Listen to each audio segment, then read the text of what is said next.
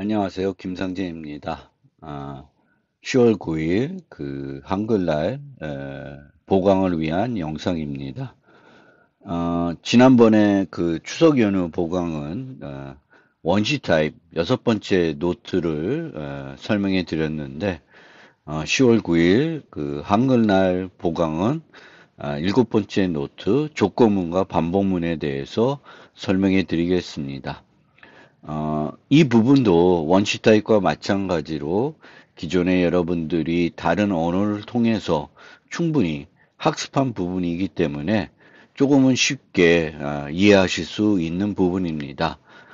자바에서 조건문이 기존에 여러분들이 알고 있는 다른 언어와 비교해서 어떤 차이점이 있는지 살펴보실 필요가 있고요. 또 제가 조건문과 반복문 설명드리면서 프로그래밍 팁들을 몇 가지 설명해 드릴 것인데 혹시 그런 팁들을 몰랐다 그러면 그 부분들은 한번 주의 깊게 보시면 될 것 같습니다. 먼저 조건문과 반복문 중에 조건문에 대해서 살펴보겠습니다. 자바에는 두 종류의 조건문이 있습니다. if, switch 이렇게 두 종류가 있고요. 스위치는 최근 와서 많이 확장된 그런 문입니다. 그래서 그 스위치문은 조금 다른 언어와 좀 차이점이 제법 있습니다. 그러면 먼저 기본적인 이야기부터 좀 진행해 보면은 아, 우리가 프로그램 문장을 이제 작성을 해서 실행을 하면 기본 실행 방식은 순차적 실행입니다. 즉, 한 줄 한 줄 차례대로 순서에 따라서 어, 프로그램 문장들을 실행해 가지고 프로그램이 동작을 하게 됩니다. 그런데 순차적 실행만 가지고 프로그래밍 하기에는 너무 어렵습니다. 그래서 순차적으로 실행하지 않고 다음에 실행할 문장을 지정할 수 있도록 해주는 어떤 기능들이 이제 언어에 포함되는데 이것을 큰 의미에서 제어의 이동이라고 합니다. 그런데 초창기 프로그래밍 언어들은 이 제어의 이동을 너무 무계획적으로 할 수 있도록 허용을 해가지고 이것이 프로그래밍의 큰 문제적인 요소로가 되었습니다. 그래서 연구를 한 결과 이런 무계획적인 제어의 이동 없이 이번 장에서 살펴보는 조건문, 반복문만 가지고도 충분히 동일한 효과를 하는 프로그램을 만들 수 있다는 것을 증명을 했습니다. 그래서 그 이후부터는 에, 초반에 무계획적 제어 이동의 가장 큰 주범인 고투문을 이제 프로그래밍 고급 프로그래밍 언어에서 제공을 하지 않고 있습니다. 물론 C and C++는 이제 C부터 고투문이 있었기 때문에 계속 유지가 되고 있지만 최근 C++ 코드를 보면은 고투문을 아주 예외적인 경우를 제외하고는 거의 사용하지 않습니다. 자바는 아예 고투문이 없습니다. 그래서 자바에 있는 제어의 이동을 해주는 그 종류를 살펴보면은 if 스위치 두 종류의 조건문이 있고 while, do while, for 세 종류의 반복문이 있습니다. 이 외에 이제 함수 호출과 return 하는 것이 또 하나의 제어의 이동이고요. 그 다음에 이제 반복문의 조건문 내에서 사용이 되는 break, continue 같은 이제 분기문도 있습니다.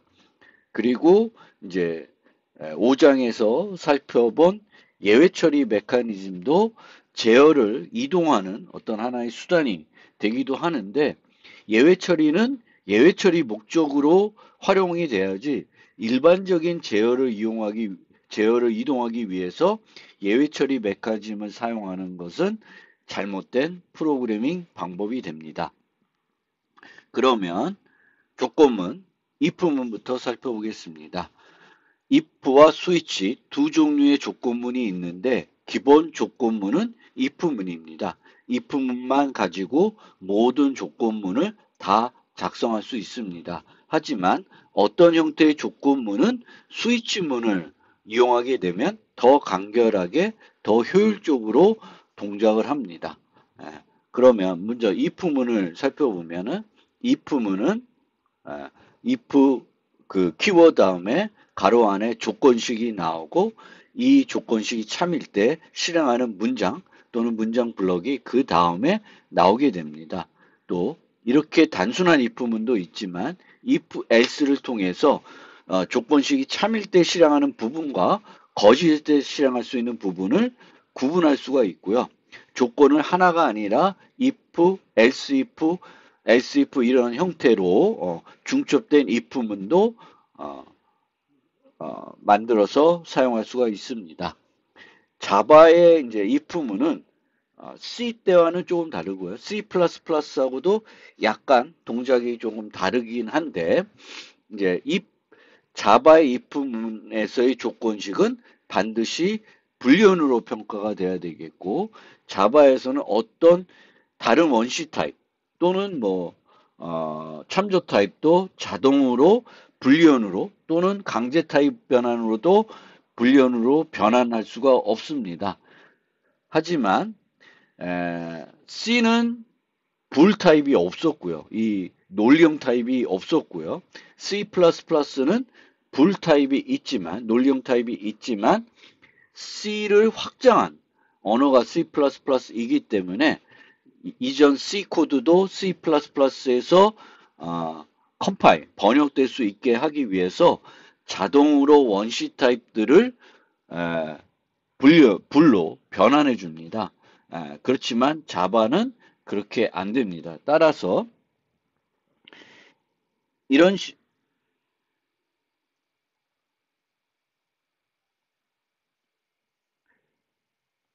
식으로 x mod 2 하게 되면은 이제 x가 int 변수이면은 이제 평가 결과가 int이고요. 그러면 자바에서는 조건식이 int로 평가됐기 때문에 문법 오류가 됩니다. C and C++에서는 int로 평가되면 이걸 C++ 경우에 자동으로 불로 변환해주고 0이면 거짓, 나머지는 참으로 됩니다. 그래서 자바에서는 이게 에러가 되겠고 따라서 이제 자바에서는 만약 홀수를 평가하고 싶으면은 이런 식으로 1과 비교를 해야 되겠고 이 경우에는 x가 음수이면 제대로 동작을 하지 않습니다. 그래서 이런 것들을 이제 기존 C를 많이 썼던 C++에서 프로그램 많이 했던 분들이 이제 자바로 넘어오면은 처음에 많이 하는 실수가 이제 이런 식으로 이렇게 정수식을 조건식에 if문이나 또는 나중에 배울 반복문의 조건식에 사용하는 경우가 종종 있습니다. 그래서 그런 경우에 자바는 문법 오류가 되고요. 앞서 말씀드린 것처럼 자바의 어떤 타입도 불 타입으로 변환해 주지 않습니다. 자동으로 변환 안 될 뿐만 아니라 강제 타입 변환도 안 됩니다.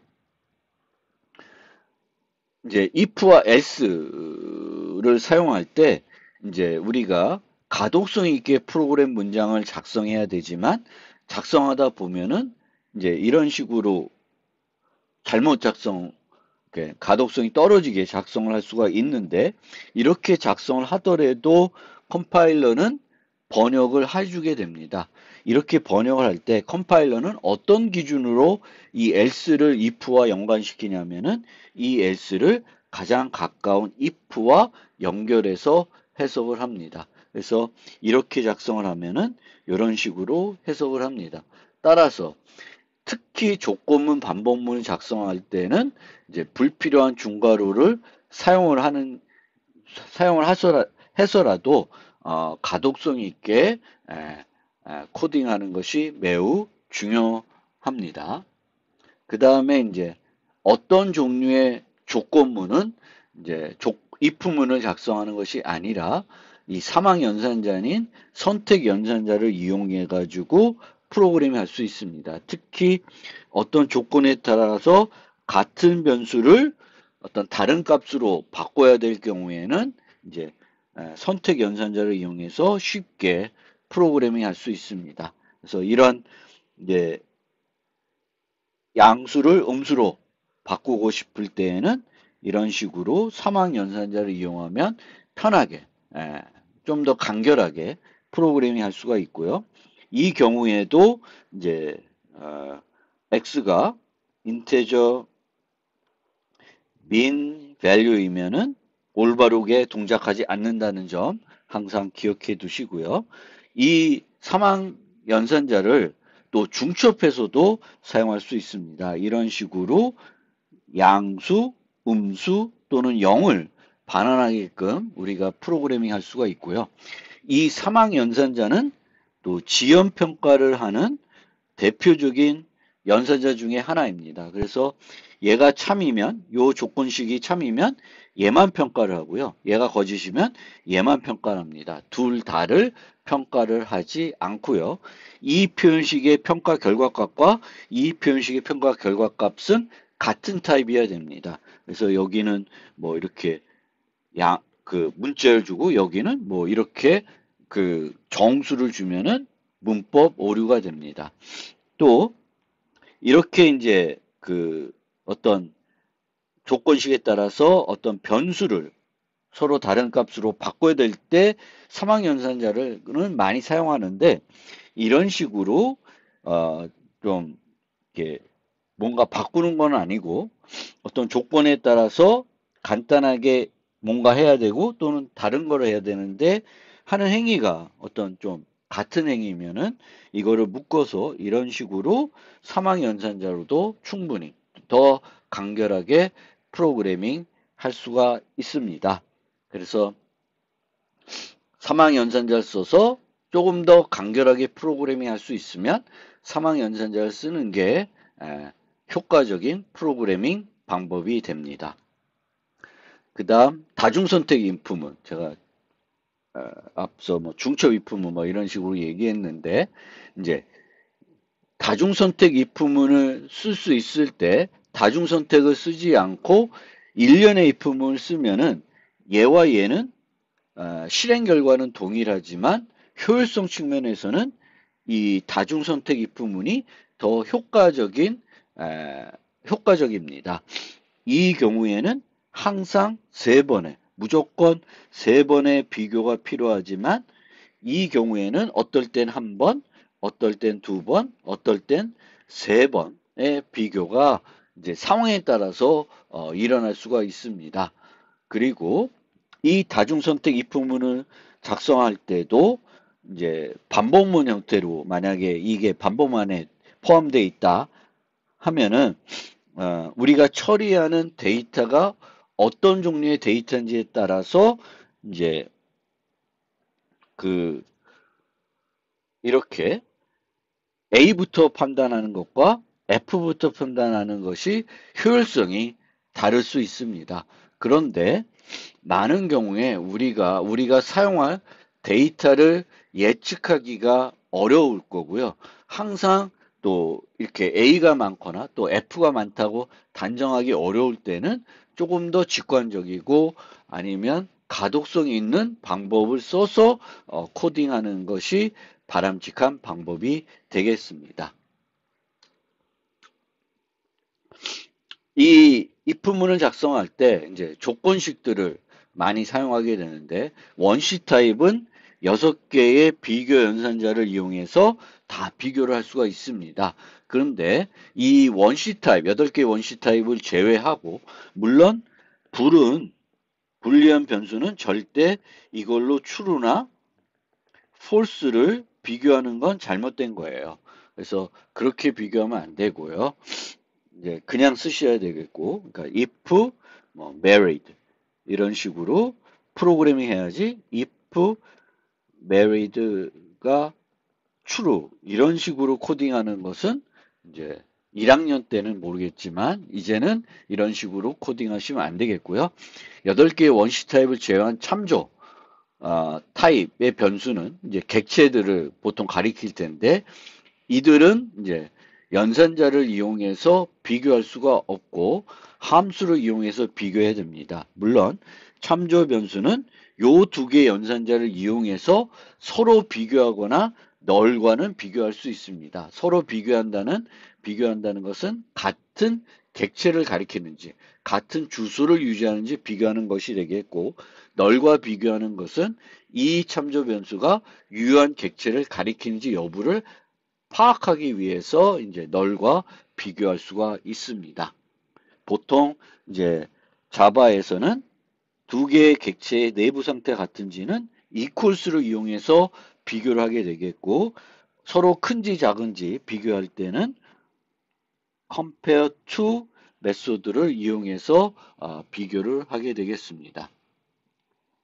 그리고 이제 가급적이면 이런 이제 널 검사를 하지 않도록 프로그램이 해야 되는데, 이 널 검사를 해야 되는데 빼먹으면 이제 널인 참조 변수를 사용하게 되겠고, 널인 참조 변수를 사용하게 되면은 널 포인터 익셉션이라는 예외가 발생해서 프로그램이 죽게 됩니다. 그래서 가급적이면 이제 널 검사 없이 프로그램이 할 수 있도록 프로그램이 하실 필요가 있고, 널 검사를 꼭 해야 될 때는 누락하지 않고 하실 필요가 있고, 최근에는 이렇게 뭔가 문제가 됐을 때 널을 반환해 가지고 그 문제의 사실을 알리는 게 아니라 이 옵셔널이라는 걸 옵셔널 타입을 이용하게 됩니다. 이 옵셔널과 관련해서는 이제 5장에서 설명해 드립니다.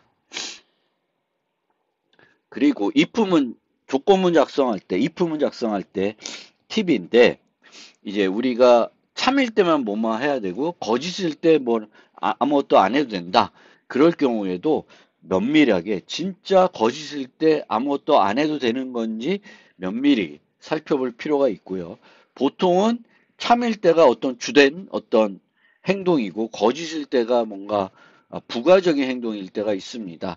그런데 이런 경우에도 이 부가적인 행동을 먼저 작성을 하고 그 다음에 참일 때를 작성하는 것이 조금 더 올바르게 작성할 수 있는 방법이 되기도 합니다. 그래서 어쨌든 이런 조건문을 작성할 때는 두 조건이 어떤 경우에 이런 거고 뭘 해야 되는지 면밀하게 분석을 해서 조건문을 작성해야 되겠고, 조건식이 복잡해지면 더 따져야 될 게 많은 거죠. 이렇게 C1 and then C2가 일 때 요걸 해야 되면은 C1만 참인 경우에 뭘 해야 되지? C2만 참인 경우에 뭘 해야 되지? 둘 다 참이 아닌 경우에 뭘 해야 되는지를 면밀히 검토해서 프로그램을 작성을 해야 되겠습니다.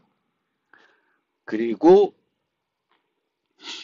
우리가 이제 if문을 작성할 때 이제 원시 타입을 이용해서 이제 6개 연산자를 사용할 때 예를 써야 되는데 예를 써서 실수하는 경우, 또 예를 써야 되는데 예를 써서 실수하는 경우가 종종 있습니다. 이 어떤 게 맞는 건지 이제 살펴보고 싶으면은 가장 간단한 예를 가지고 살펴보면 되겠습니다. 예를 들어서 프랑스 국기를 그려야 된다. 폭 정보가 주어지는데, 그러면 3등분해서 첫 번째 부분은 파란색, 중간은 하얀색, 끝은 이제 빨간색으로 칠해야 된다. 그러면 이 위스가 0인 경우에 대해서 좀 생각을 해보고, 위스가 0이 아닌 경우를 좀 나눠서 생각을 해보고, 이럴 때는 어떻게 처리해야 되는지를 고민해 보면 됩니다. 만약에 모든 경우가 다 3으로 나눠지는 경우만 주어진다 그러면은 이제 여기에 작성을 우리가 생각해 볼 때 뭐 주로 10, 100 이런 걸 따지는 게 아니라, 얘는 3으로 나눠지지 않죠. 그러면 뭐 30, 뭐 9 이런 것들을 생각을 해서 이제 요 코드를 작성해 보면 됩니다. 그래서 30이라고 생각하면은 0에서 29까지가 이제 with 이 x가 가질 수 있는 값이 범위가 되겠고, 그러면 0에서 9까지를 파란색, 10에서 19를 하얀색, 20에서 29를 빨간색으로 칠해야 되겠고, 이 경우에는 그냥 나누기 3 하면 돼요. 그래서 with x가 with 나누기 3인지 요게 여기에 들어가면 이제 올바르게 동작을 하는 형태가 되겠습니다.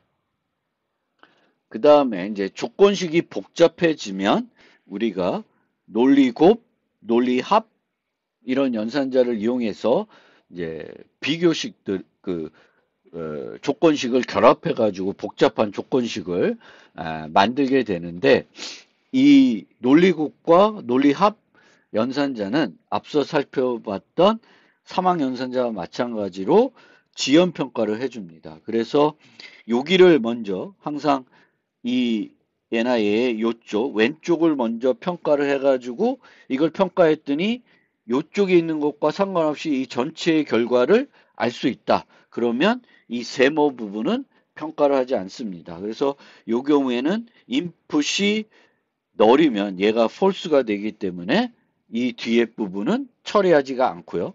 n이 0일 경우에도 얘가 이제 false가 되기 때문에 n 모두 x 해가지고 만약 n이 0일 때 이걸 실행하게 되면 0 나누기에서 이제 프로그램이 죽게 되는데 그럴 경우가 없어지게 됩니다. 만약에 지연 평가를 하기 싫으면 이제 얘를 대신 사용할 수가 있는데 얘 대신에 얘를 대신 사용하는 경우는 거의 없고요. 그런데 우리가 이런 비트 연산자 중에 XOR 연산이 있습니다. 이 XOR 연산은 양쪽이 true면 결과가 true가 돼요. 이게 덧셈 개념이라서 그래서 1, 1은 0이고 0, 0은 0이에요. 그렇기 때문에 이런 식으로 XOR을 이용하면은 A가 10보다 크거나 아니면 A는 10보다 크지 않고 B가 10보다 큰 경우에는 얘가 참이 되는 거예요. 즉 A가 10보다 크고 B가 10과 같거나 작을 때 참이 되고요. 아니면은 B는 10보다 크고 A는 10보다 같거나 작을 때 참이 되는 그런 식이 됩니다. 그래서 가끔은 우리가 이 XOR 연산을 이용해 가지고 조건식을 비교적 간결하게 프로그래밍 할 수가 있고요. 만약 식들을 세울 때 우리가 우선순위가 산술, 비교, 논리, 대입입니다. 그런데 이 AND는 이 논리 계열로 되어 있기 때문에 비교보다 우선순위가 낮습니다. 그래서 홀수인지를 판단하기 위해서 이렇게 프로그램하면은 이제 얘를 이렇게 먼저 비교하고 n과 AND하는 형태가 돼서 오동작을 하게 됩니다. 그래서 이럴 때는 항상 가로로 묶어줘야 되니까 이제 그 우선순위 이제 비트 연산을 할 때 비트 연산을 비교식 조건식 내에서 할 때 우선순위에 대해서 주의를 해주셔야 되겠고 우리가 복잡한 조건식을 세울 때 이 논리합 논리곱은 결합법칙과 분배법칙이 성립하고 드모르간 법칙이 성립한다는 것을 이해하면은 되게 간결하게 프로그래밍을 할 수가 있습니다. 그래서 이렇게 되면 A, B를 묶을 수가 있고요. 아니면 이렇게 됐을 때 B, N, C를 묶어가지고 뭔가 또 그 식을 간결하게 할 수도 있고요. 이렇게 되어 있으면 이렇게 풀 수 있고 얘는 또 이렇게 우리가 더 간결하게 프로그래밍 할 수가 있습니다. 그리고 이런 경우에는 이렇게 이제 드모란 법칙이 성립하니까 내가 세운 식이 이렇게 되면은 얘를 이제 not or가 되니까 n이 0보다 작은 경우 또는 n이 10보다 큰 경우 이렇게 이제 바꿔가지고 식을 세우게 되면 더 간결하고 가독성이 있는 조건식을 작성할 수 있습니다. 그래서 이 결합법칙, 분배법칙, 드모레 법칙을 잘 활용해 가지고 한번 작성된 식을 거기서 머무르지 말고 조금 더 간결하고 가독성 있게 바꿔서 프로그램을 하는 습관을 길러주시면 좋습니다. 그래서 예제로 요 예제가 하나 있는데 요걸 한번 해볼게요. 그래서 서버가 크래시하는 조건은 서버가 과열되었거나 냉난방이 동작하지 않는 경우, 또는 서버가 과열되었고 시스템 쿨러가 동작하지 않는 경우예요. 그래서 요게 조건인데 뭘 작성하고 싶으냐면은 서버가 크래시하지 않고 잘 동작하고 있는지를 살펴보고 싶은 거예요. 그러면 요 조건에 낫이 되는 거죠. 그러면 얘를 처음부터 요걸 보고 아주 깔끔하게 작성을 할 수도 있겠지만 이게 차례차례 작성을 해보면 돼요. 그래서 처음에 해보면 서버가 크래시하는 조건은 얘 또는 오하니까 걔를 작성해 보면 돼요. 그래서 서버가 과열되었고 and room conditioner 냉난방이 동작하지 않는 경우에요. 그래서 not을 붙입니다. 그 다음에 또 하나의 조건은 or로 해서 서버가 과열되었고 그리고 쿨러가 동작하지 않는 경우에요. 그럼 이렇게 작성을 하면 그 다음에는 우리가 이제 앞서 살펴봤던 이 여기서 여기로 갈 수가 있죠. 그래서 그 분배 법칙을 거꾸로 가면은 이렇게 할 수가 있어요. 그러면 오버히트드로 묶을 수가 있습니다. 그래서 오버히트드로 얘도 오버히트는 빼고 and 이렇게 갈 수가 있고 이 경우에는 not을 앞으로 뺄 수도 있습니다. 그러면 not을 빼면 여기가 and가 되고 얘는 이제 not이 없어지는 거죠. 근데 우리가 원하는 건 이 전체의 not입니다. 그러면 전체를 not을 하게 되면은 not overheated not이니까 얘가 not이 되겠고 요거는 or로 바뀌고 요 not이 없어져요. 그러면 최종적으로는 요게 됩니다. 그래서 요게 여기다 쓰면 돼요. not overheated or room condition is on and is cooler. 그러니까 overheated가 아니면 크래시 할 수가 없어요. 냉난방이 동작하든 안 하든. 근데 오버히트드이면은 둘 중에 하나가 참여해야 됩니다.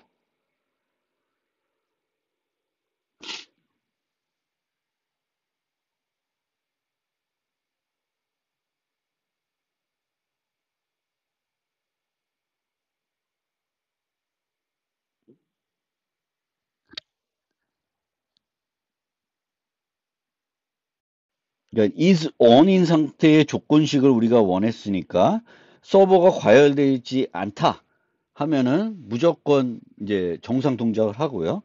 과열이 되어 있으면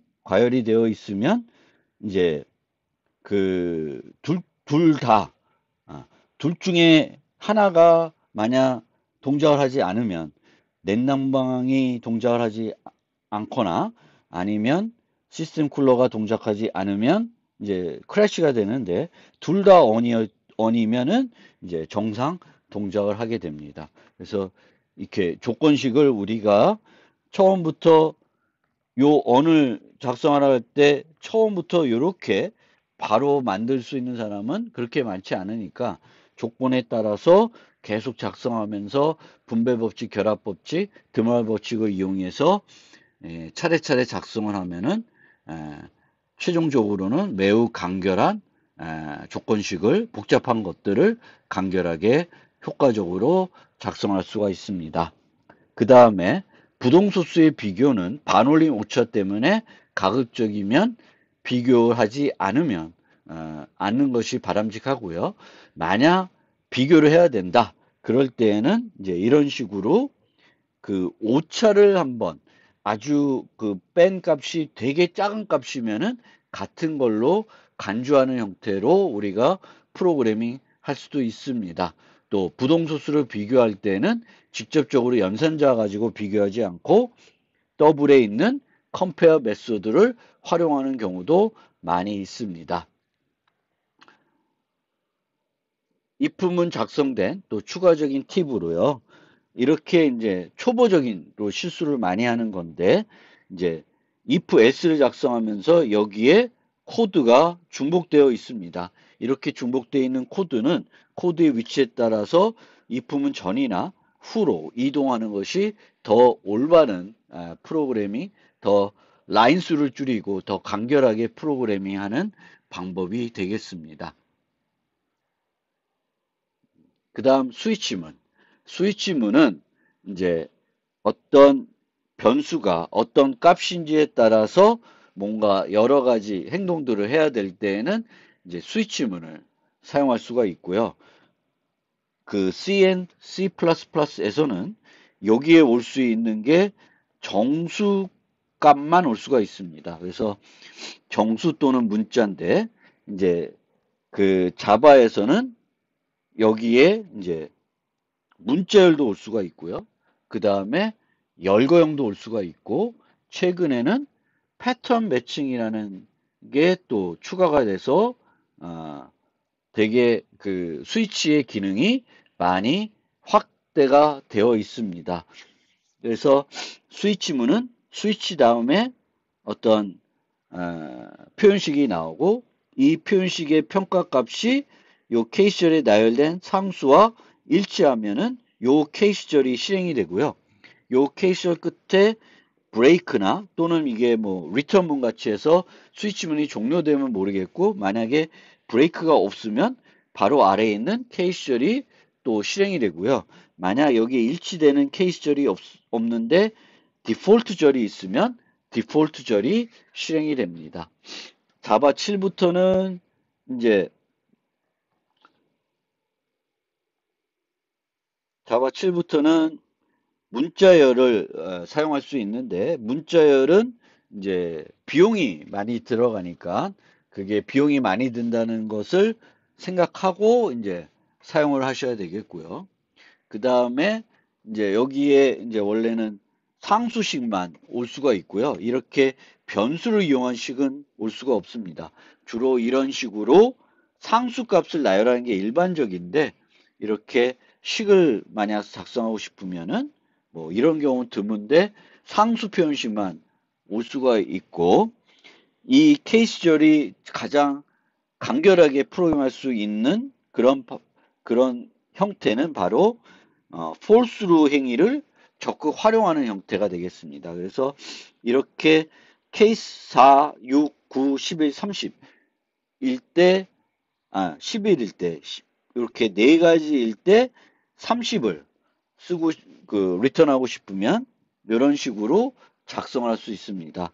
원래 원칙은 얘가 얘를 일치하면은 요 다음에 있는 케이스절이 실행이 되는데 케이스절이 없어요. 그럼 원래 그 다음 케이스절이 실행되는 거고 케이스 6도 케이스절이 없고 케이스 9도 케이스절이 없고 케이스 11도 케이스절이 없으니까 return 30이 실행이 되는 겁니다. 그래서 이렇게 작성하는 게 가장 어떤 그 스위치문을 매우 간결하게 작성할 수 있는 방법인데 자바 14부터는 요걸 하나 더 개선을 해가지고 이런 경우에는 false를 적극 활용하는 경우에는 쉼표를 활용할 수가 있습니다. 그래서 이거는 상당히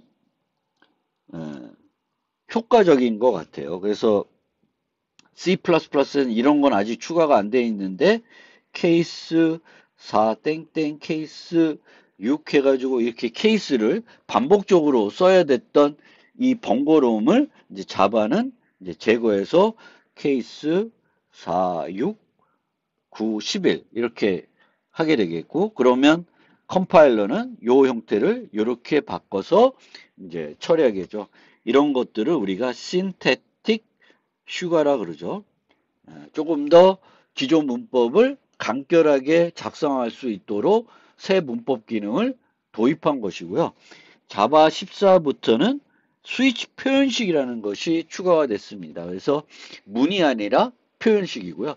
표현식이 되면은 이 스위치문의 스위치 표현식이 그 동작하고 나서는 이 평가가 되고 나서는 특정한 하나의 값으로 바뀌어져야 되는 거죠. 그러기 위해서 땡땡을 쓸 수도 있는데 이 땡땡 대신에 요 화살표 연산자를 써서 프로그래밍을 할 수 있게 하고 있고요. 그러면 이 스위치문은 평가돼서 30, 28, 31 중에 하나의 값이 됩니다. 그리고 그 이제 일반적인 스위치문에서는 디폴트가 없어도 돼요. 선택적으로 없어도 되고 디폴트가 없으면 스위치에 있는 케이스절이 하나도 실행이 안 될 수도 있는데 스위치 표현식은 어쨌든 해서 어떤 값으로 대체가 돼야 되기 때문에 모든 경우를 다 다룰 수 있어야 됩니다. 그래서 대부분 이제 이 스위치 표현식에서는 디폴트를 사용하게 됩니다.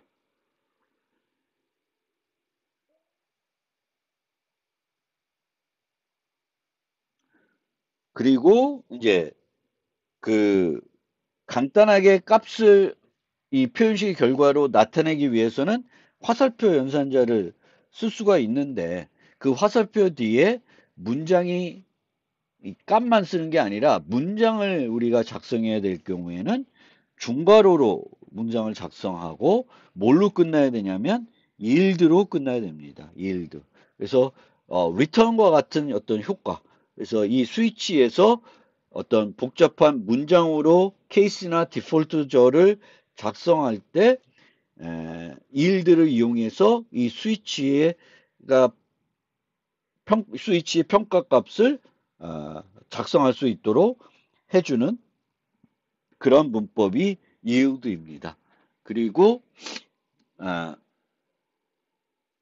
여기에는 없지만 이제 이 yield가 있기 때문에 이제 스위치 표현식에서도 이런 식으로 4, 6, 9, 11, 땡땡, yield 30 이런 식으로도 스위치 표현식을 작성할 수가 있습니다.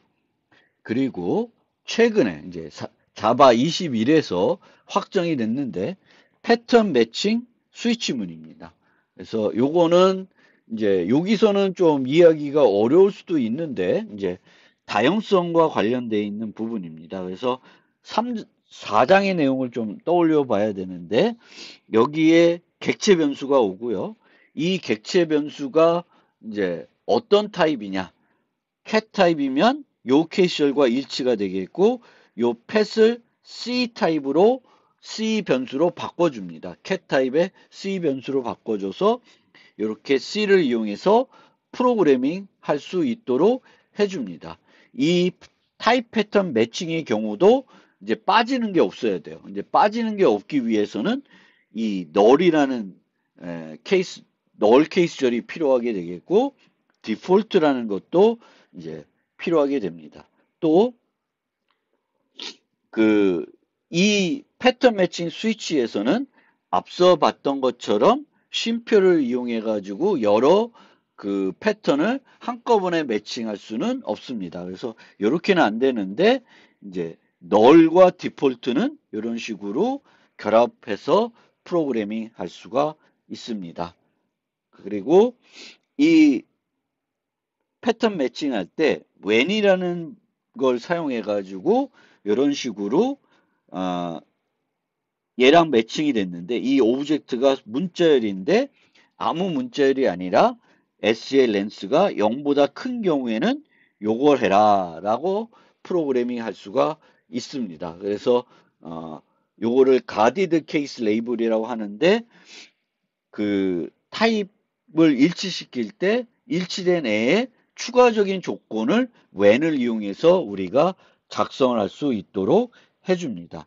그리고 이 타입 매칭에서는 작성하는 순서가 죄송합니다. 자꾸 왔다 갔다 해서